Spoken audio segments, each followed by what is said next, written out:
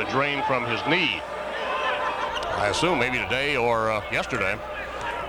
Apparently in no serious problem. Well, I remember the play that had occurred. I saw it from when I was sitting in the stands. I think he probably hyperextended it during a battle for one of the rebounds underneath. Andre Tucker got free on the inside behind the defender and lays it off the glass and in to make it a 4-2 ball game. Crieghton leading as Richard Thomas brings the ball down for the Redbirds out front to Todd Wimhainer. Rick Johnson in his second year after 6 years as an assistant to Tony Baroni at Crieghton. Well, they had some great ball clubs during the Baroni era. And this Crieghton team has perhaps been a little bit of an overachiever. They weren't regarded very highly going in, but they've been particularly tough at home. They're 0-10 on the road, however, this year. That's one amazing thing with Bob Binder's program, I think, CJ, is as well as this ball club has done away from Redbird Arena. It's very, very difficult to win on the road, no matter how good you are. Well, that's right, and I think it shows in the more mature players, too. Coach Bender's fellas are getting older. They know what it takes to win on the road. Todd Wimhainer with the turnaround. Doesn't go Thomas Hunter with the board. Good fake against Amos, but he traveled. Mike Amos is a factor there. Remember, this kid is 6'10", a 250-pound sophomore, and you have to alter the shot. Going inside, there's a look at Mr. Amos. Almost from his ankles on up, they took a look at that. He's bigger than you are, CJ. Yeah, that's not, you can't find too many that way. No, not. Especially on the weight side of things. Yeah, he's heavier than you are, too. Here's Petty on the perimeter. Petty, the standout ball player for this club, averaging 18 points a game. Matt Petty, senior veteran out of Crawfordsville, Indiana. He's always been able to shoot the ball. Skip pass to Halligan, to Andre Tucker, fake down the lane, he travels. Matt Petty played for a high school with one of the most unusual nicknames probably in sports, the Crawfordsville Athenians. Athenians. There's a look at the knee brace on Tom Hunter. I'm pretty sure that's what happened with Thomas Hunter. He hyperextended it. Probably some fluid came in there as a natural reaction of the body to try to protect itself. Hunter looking for the tying bucket here, and he is fouled on the inside, and Amos got it this trip. Thomas Hunter, though, is not showing any signs of pain or limited motion in that leg. Getting back to the trivia comment on the Athenians over in Crawfordsville, the reason for that is the author of the famous novel Ben-Hur, Lou Wallace, is from Crawfordsville, Indiana, and the high school picked up the Athenians nickname. As a result, due to the tie to ancient Greece and so forth, there's your educational thing for the night, CJ. I was going to say, can I apply to Illinois State for college credit for that? I don't know. I wish they'd give me a credit. Free throw is up and in by Hunter. One more throw for Thomas Hunter. I've learned to come up with at least one of those a game after working all these years with Cal Hubbard, who you know is very academic. Second throw on the way by Hunter, rolls up and in. It's good. Redbird fans, right, remember also that Mike Amos also was the player with all that weight who came down on top of Reggie Wilson and made him miss most of his senior season. Yeah, that's right. That was Amos' freshman year. Singleton on the floor now for the Crieghton Blue Jays. First time he's handled the ball. Jason Singleton, he's a veteran performer. Looks inside. Now goes. Here's him going into Amos. Very agile, very active, and Tucker with a very aggressive rebound. Good play. Tucker, 6'7", 215-pound junior. He's at the free throw line shooting too. Redbirds having no choice but to foul him. I'm not really certain about the ISU defense. I just got a quick glance at it a moment ago, and it looked to me like maybe they're playing man. We want to check it because Bob has used that zone effectively, the matchup here of late. Free throw by Tucker, as you see, is good, and Crieghton nudges on top by a score of 5-4. Mark Kimball with you, along with C.J. Kupek this evening from Redbird Arena. Second throw, up and in. Well, the crowd has increased, C.J. I think a lot of people did arrive late this evening. 6-4, down over the timeline, Todd Wimhainer. Picked up by Matt Petty. Crieghton playing straight up man-to-man. Here's Wimhainer, drives in, has the short poke, but he traveled. Got her down, but call for the traveling violation. Second turnover against ISU this evening. Amos into Singleton. Final, Southern Illinois over Wichita State, 85-76. Northern Iowa beat Drake at Des Moines this afternoon in an overtime with a shot at the buzzer, and here's a 5-second violation. Good job by Richard Thomas. He really put the clamps on Jason Singleton. There's Rick Johnson in front of the Crieghton bench. These coaches getting younger, CJ, or are we getting older? Well, probably it's a combination of both, but Rick does look rather youthful. That's no question about that. I think he's a little older than he looks, however. After this basketball season, he'll be older, I guarantee you that. Vandegaard skip pass against the man-to-man defense, and it's a travel on Scott Taylor. ISU getting a little careless with the basketball right now, their third turnover. The official's favorite call tonight seems to be traveling. Checking in the ball game now for Crieghton, number 11 is Jason Bay from Chicago Gordon Tech. He had a big three-pointer against ISU, and the Redbirds loss out there December 12th, 70-63. He played with Tom Kleinschmidt, the DePaul standout up at Gordon Tech in Chicago.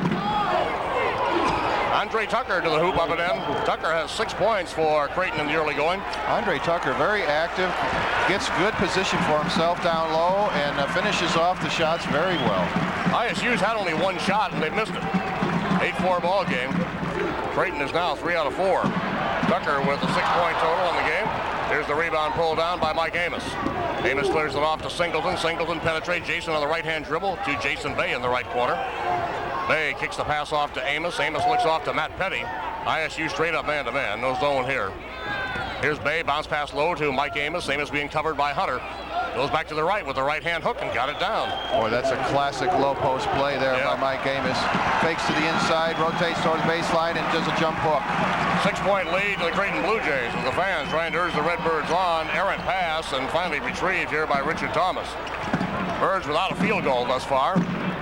We played 28 seconds shy of 5 minutes in the ball game. Here's Scott Taylor. Petty's on Taylor. Great man-to-man defense. It's Taylor looking, not much ball movement out there, not much player movement right now. Illinois State trying to pick it up a little bit. Here's Hunter's long jumper. It's no good. Rebound is controlled by Jason Bay, and now the Blue Jays fly down the other way. Bay tries to get around Vandegaard. Vandegaard got him with the knee. Second foul on Mike Vandegaard. See, Jason, things are happening here in the early going that you don't like to see happen. Well, you called it, Art. The Redbird offense is definitely stagnant. And here comes Bay trying to get around Vandegaard, and Mike did get his hip and left knee out there, and Bay drew the foul, no question about that. Well, we got an official timeout here at Redbird Arena. 10-4 ball game. The lead to Crieghton. We'll be back in just a moment. Ignite them a little bit. Well, that's one thing about the Illinois State substitution pattern, and it does provide for a lot of people to get minutes, and Bob can easily go to the bench and try to get a quintet out there that will play effectively offensively. Here's Mike Amos. Amos off to Singleton. You ever think of the number of teams in the Missouri Valley Conference that have some color of blue in their school colors? There's a flock of them. Inside, a holdout foul, and probably on Kern. Might have been on Wimhaner. Let's see who they whistled it on. Yeah, they whistled. Yeah, they whistled on Kern.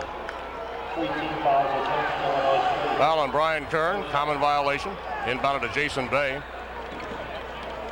Drake, Indiana State. Of course, Crieghton. Tulsa. That's half the league in blue. So if you look at the television screen and say, there's another team in blue. We played them earlier in the week. Now, different team. Andre Tucker went in, made the bucket, but he was fouled prior to the shot. This is on Wimhaner, I think.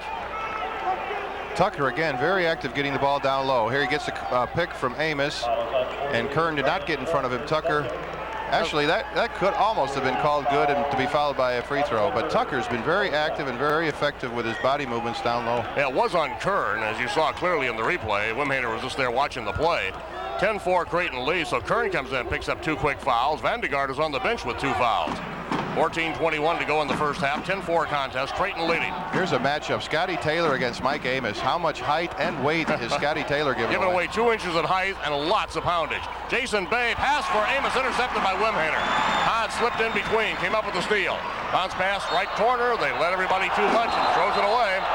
Fans sitting to that end think that Crieghton touched the basketball, and so did the official. Ron Burkholz got a better look at it than did Gene Millentree and overruled Gene. Well, fortunate turn of events there for the Redbirds, because I thought that Wimhaner thought that Chuck Barnes was going to go hard to the basket, and he didn't. So it's fortunate that Crieghton did deflect that ball out of bounds. Holding is Barnes. Barnes off to Kern. Both teams now with 3 turnovers. Drive by Richard Thomas. A whistle and a blocking foul is going to go against Andre Turner of the Blue Jays. Excellent call there, I thought, by the official. Here we'll have a perfect angle on it. Backdoor cut by Richard, and Tucker just arrived a little bit tardy. Richard Thomas already in the air, and the official making the call.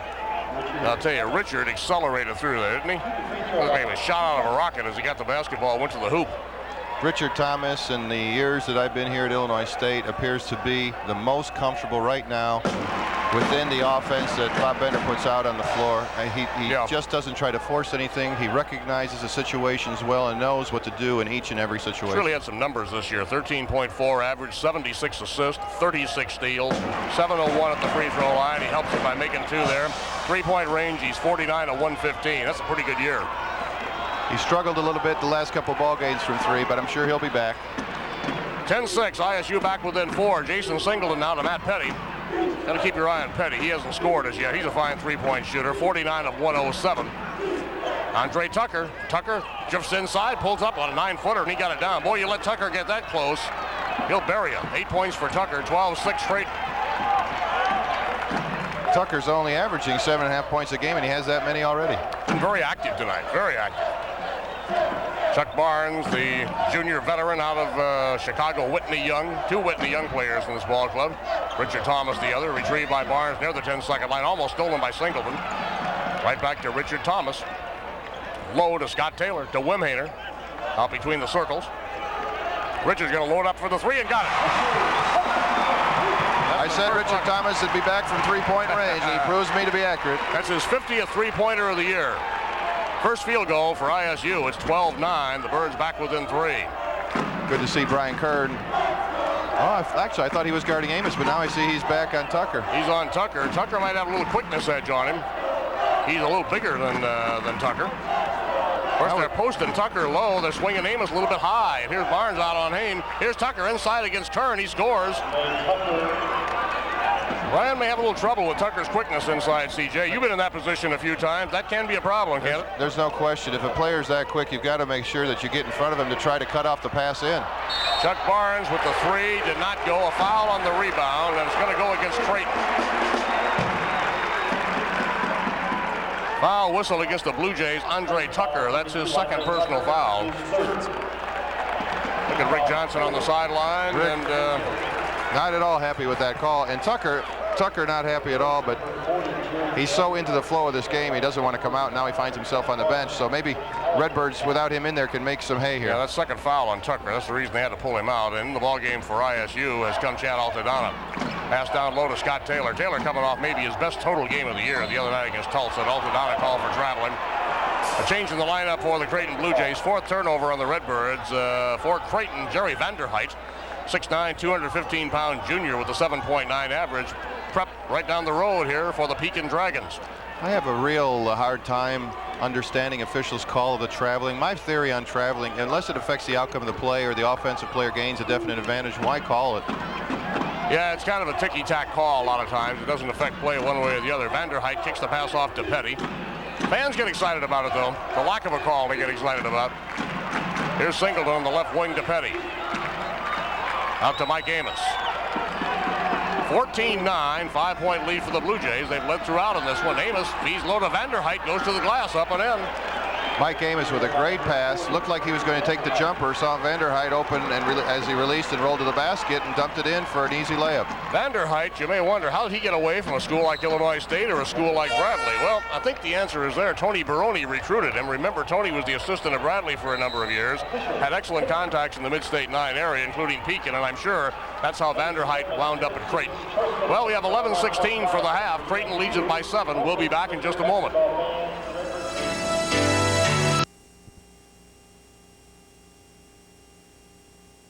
By Crieghton. Here's Amos looking to shoot the jump shot, and Vanderheit did a good roll after the screen, down to the hoop, basic screen and roll. Mike Amos saw him open, and he converted the shot for an easy bucket. That high-low has been very effective for ISU, and it is tonight for Crieghton. How much of that did you use in the NBA when you were with the Lakers, CJ? Was that a pretty common pro maneuver? It really is. The one thing that I noticed as a drop-off at the college level that at one time was certainly 20 years ago when I was playing was an emphasis, more of an emphasis, and work on the inside game with the bigger people. Good footwork, good body technique to get inside shot. You just don't see those big people with effective inside moves too much anymore. And I think those that do, and we're seeing a little bit tonight with Crieghton, definitely have an advantage. Crieghton's only shooting .875, 7 of 8 at this point. ISU is 1 of 5, 20%. It's hardly worth mentioning at this point in the ball game. Altadonna's pass out to Richard Thomas. Richard had to one-hand it. Well, we're well aware that if you are successful at the defensive end, it picks up the offense. And that's what we're finding, I think, in the early going here with Crieghton, is that they're playing hard at both ends of the floor. Nice rebound by Denny Halligan. Halligan's out of Harwoodin, Iowa. Veteran member of this Crieghton ball club. Mike Amos working on Hunter down low. Turnaround with the right hand. It's good. it's impossible to stop that. Once Mike Amos, and if he's going to have a night, or at least these few minutes here where he's had a hot hand, he can fake left, he can fake right. That time, rather than going with the jump hook, he hits a little fadeaway. That's impossible to stop. Crieghton has doubled the score on ISU. They did it 18-9. Mike Vandegaard's back out there. Chad Altadonna, cross-court pass, deflected and controlled here by Thomas Hunter. This game typifies, don't let the Valley standings fool you in a matchup. All these teams are very competitive. Here's a leaner by Altadonna. Chad got it down. Altadonna with a 4.7 average finally nets one in the paint. 18-11 ball game, 7-point lead to Crieghton. Matt Petty hasn't scored a point, and Crieghton has been playing extremely well. Singleton tries to drive around Richard Thomas. Thomas was shouldering him all the way and picked up the personal foul. We'll see Chad's little pull-up in the lane in just a moment here. It's a nice individual move by Chad. Here he goes to his right, then back crossover with the left, gives a little head shoulder fake and got the defensive man to fall back, and he knocked in a little 10-footer. Todd Cagle checks in the Redbird lineup, replacing Richard Thomas. Common violation, ball inbounded to Halligan by Crieghton, out front to Jason Singleton. Singleton from Morgan City, Louisiana, averaging 9 points a game. 5'9" junior backliner. Vanderheit on the right side to Matt Petty. Petty to Singleton. They have Halligan, the blonde with the crew cut in the left corner. Here's Petty. Petty circles inside the arc. Nice feed down low to Amos for the hook layup. They are carving the Redbirds up on the inside. 20-11. 9-point Crieghton lead. Thomas Hunter come out by Amos, out to Scott Taylor. Taylor's jump shot is up and in. Very well executed play that time. Thomas Hunter not able to go over Amos, dished it back out to Scott Taylor, who had an open shot. 2013 ball game, 7-point lead to Creighton's Blue Jays. Denny Halligan moves against Taylor. Now they have the ball to Mike Amos. Amos and Vanderheit get tangled up.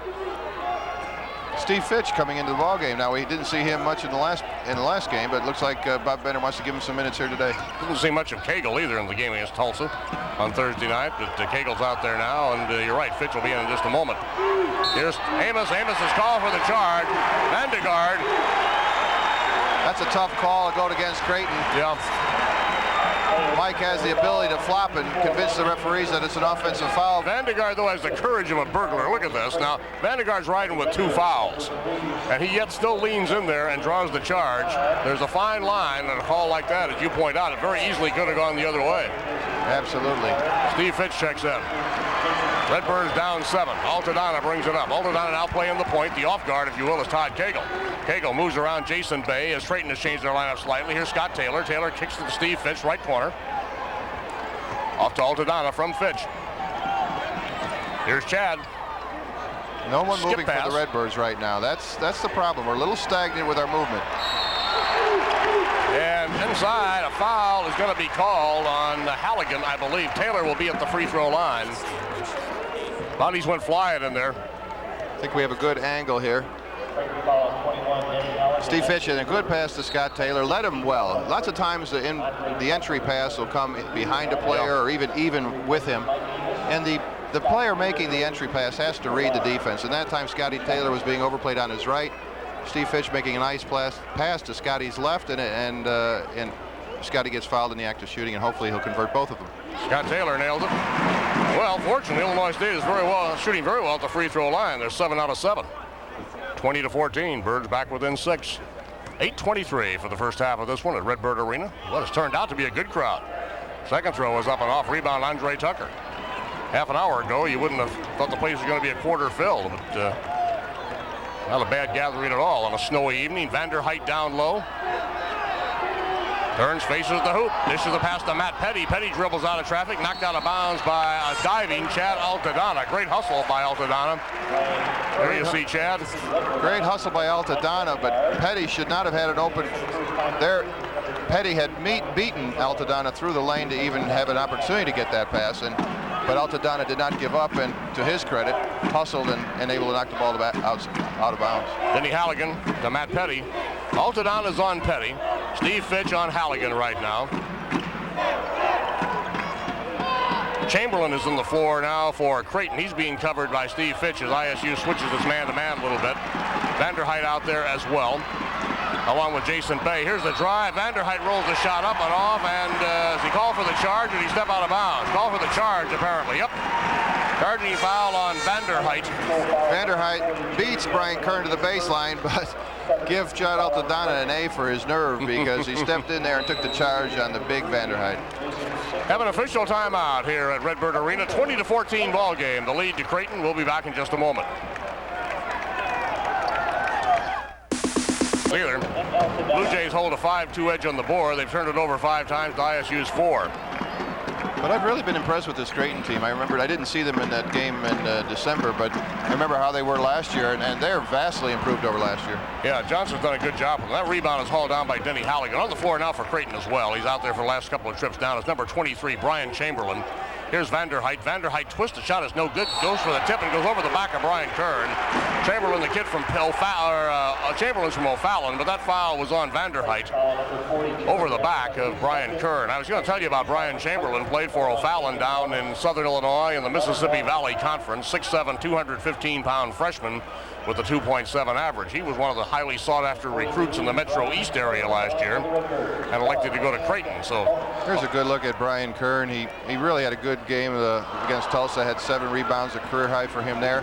And that last possession on the defensive end, played good tight defense on Vanderhyde and then boxed him out and had Vanderhyde go over the back. ISU has made 7 of its first 7 free throws, made them all. And now they've missed the last 2. Here's Matt Petty. Kegel's on him. I don't think Petty's taken a shot yet, has he? Halligan works the ball to Vanderhyde. The Blue Jays have been very, very inside low post oriented in this ball game. Here's Petty. Petty goes down the lane. He's going to pull it up over Kegel on the outer iron. No good. The rebound, Steve Fitch. Fitch to Todd Kegel. Todd looks up the floor quickly. The blonde backliner from Normal Community roars it down.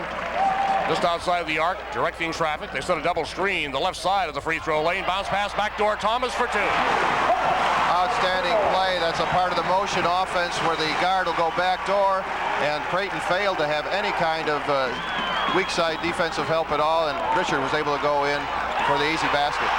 20-16. Singleton lost the ball to Thomas. Still a loose basketball, and they're going to call traveling on Jason Singleton. ISU will have the basketball. Going to see the Richard Thomas layup here a moment ago. Here's the backdoor pass from Kegel into Richard Thomas for the easy layup. Thomas caught an elbow in the mouth in that little flurry, and Singleton got roughed up a little bit too. ISU has now scored 5 straight points to pull back within 4 at 20-16. Well, that possession, Singleton was not accused of moving his pivot foot, but his pivot knee, Art. Yeah. And the backside also moved rather noticeably as he skidded across the floor. Got a little breeze in Redbird Arena tonight. They must have the fans on. Our papers are blowing around. Here's Chuck Barnes. Barnes bounce pass down low to Steve Fitch. Fitch out of traffic. Moving it on Vanderhyde. With Vanderhyde and Amos both out there now, you got a 6'10 kid and a 6'9 kid. Kegel pulls it up for 3. Got it. Great shot by Todd Kegel with Matt Petty right in his face. That's a big-time 3 under pressure. 13 of 28 this year on the season for Todd Kegel at 3-point range, and the Birds are back within a point. 5:38 for the half, 2019 Crieghton. Singleton to Mike Amos. Vanderhyde kind of pushes off inside. They caught it. He pushed off on Steve Fitch. I didn't think I was seeing things. It looked to me like Vanderhyde this plane pushed Fitch out of the way. That's one way to post up. You never did that, did you? No, not at all. But you know what? Art Vanderhyde definitely is less adept at getting his position inside than Amos, even though Mike Amos is a lot bigger. Yeah. But Vanderhyde has been getting away with a little bit of pushing, and that time the referees caught him. That was kind of blatant. ISU has made 4 of its last 5 field goals as Scott Taylor checks back in. Here's Kern to Taylor. Scotty goes to hoop, knocked away by Amos. Could have called a foul there. Kern got it back and was fouled, and the foul is on Denny Halligan. Halligan's a ball player, obviously, that Rick Johnson likes a great deal. He just kind of stays in there regardless of the substitutions, battles you. Not a very big guy, 6'3", a 165-pound junior, but one of those kids of the blue-collar variety you like to have on the floor. Exactly. Every team needs him, and he can really fill in at the number 2, 3, and even at his size at only 6'3", can go in at the number 4 forward spot as well. That's Denny Halligan in the middle there, the kid with the long crew cut. Free throw by Kern, no good. Rebound Steve Fitch, stolen away by Jason Singleton. He roars down for the Blue Jays. Down the lane, pulls it up, on the move, rattles it off, no good. Swatted out of there by Fitch. I'm surprised you don't have a goaltending call. ISU brings the ball back. Rick Johnson wanted a goaltending call, did not get it. Fitch was way over the rim. Taylor inside the arc for 2. Great transition basket by the Redbirds that time. Rick Johnson will either have to get a timeout or try to set up the half-court game again. Redbirds with their first lead, 21-20. They were down 9, remember, at 18-9. Chamberlain lobs a pass for Amos. Foul on Brian Kern, his third. Gonna see the goaltending they didn't call. And you're an old center, CJ. Was this goaltending or was it not? I never played that high, but it was a tough one. If it wasn't on the front of the rim, it was just off the front. I'll tell you though, the ball hit the rim before he got his hand on it and was bouncing off the rim. That may be the feeling on the call. The ball, as you saw on the replay, hit the rim before Fitch got to it. As it came off, Fitch deflected it away. So I think the official's correct. For the Redbirds, Thomas Hunter has come on. Todd Wimhaner back in the ball game as well, along with Cagle, Fitch, and Taylor. Jerry Vanderheit. Whistle of a foul against Illinois State. Called on Todd Wimhaner, his first. That time Todd Wimhaner was really playing Singleton a little bit too tight out front like that. Probably that far away from the basket. He's got no business being all that close. These guys kind of intent, aren't they? Lowenthal, Bender, Billy King. Great staff. They did a great job with this ball club. Ray Giacoletti isn't in that picture. He's on down the line. Let's check out Ray's tie tonight. Well, it's not bad. Tubby Smith won the Loud Tie Award for the season, though. The Tulsa coach Thursday night. Singleton's free throw is up and off, and Wimhaner with a rebound. Singleton has not scored. Matt Petty hasn't scored. Singleton averages 9. Petty averages 18. ISU by 1, by 3. Make it Hunter. Great entry pass into Thomas Hunter that time by Todd Wimhaner. Again, leading him to the side where the defensive man, Mike Amos, wasn't, and Thomas Hunter was able to convert for a basket. Wimhaner has 62 assists on the season. ISU has scored 12 straight points. Todd handles that bounce pass to the low post about as well as anybody on this squad. Around the ISU defense, out on the floor now, Jerry Vanderheit gets the ball to Singleton. Singleton to Halligan. Halligan lobs to Mike Amos. We have a foul, a holdout on Thomas Hunter of the Redbirds, his first. Well, at least the CJ, with the exception of Vandegaard and Kern, the Birds are passing the fouls around. There's that picture of Ray Giacoletti in his tan sport coat this evening. Get that clipboard out of the way. Yeah, there he is. So we can get a good view of that tie. I'd rate that about an 8, wouldn't you? There he is. He has them louder than that, but well, Bender's got that pink and blue polka dot job on again tonight. The free throw by Amos on the way. Good. You know what we're seeing too, and I think this probably came as a result of Amos's and Tucker's inside play, is a definite effort by Thomas Hunter and Steve Fitch to front their big people down low. And that was a result of that type of activity, which got Thomas Hunter his foul and sent Amos to the line that time. But that's good hustling defense nonetheless. 2 free throws by Amos. ISU's lead is cut to 1 at 23-22. First points for Crieghton since the 9:36 mark. We're down to 3:46. Timeout. We'll be back. We have some guest ones every game too, so get everybody involved in the community. Yeah, that's the thing. It gets the kids involved in the community at an age where they're certainly very impressionable. They're likely to be your great fans future years. Also, they do a pretty good job keeping things under control. ISU is now 7 of 14 from the field. They've warmed considerably. Crieghton not exactly shabby, 9 of 13. Crieghton has 5 offensive rebounds in the game. Bob Bender's going with this 5-some that's got him ahead in this ballgame. We got a zone here now. Crieghton is zoning 2-3. 3:32 to go in the half. Tell you, defense has changed so rapidly in college basketball anymore. A club can be in 3 or 4 different defenses in the first half, certainly, or maybe even more. But now Crieghton zoning for the first, at least noticeable time this evening. Wimhaner out to Cagle. Scott Taylor. ISU's lead is 1, 23-22. And then you can get sophisticated defenses too, where sometimes they're zone, sometimes they're defense. They hand it off. There's Thomas Hunter. Makes no difference what the defense is, but he's shooting well. And Thomas Hunter, the kid from Nashville, Tennessee, has buried it. ISU equals its biggest lead, 25-22. Good ball game here in the Missouri Valley. Most of them are in this league. You very rarely have a contest that won't keep you interested. Mike Amos. Here's Matt Petty on the right wing against Cagle.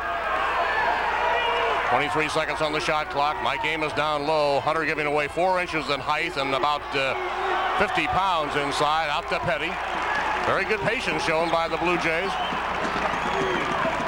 Vanderheit, 6'10" guy at the top of the circle. Now you see Crieghton standing around a lot. Now the roles have reversed here. 5 seconds on the shot clock, down to 3 seconds. Here's Singleton with 1 second, launches it, rolls it off. No good.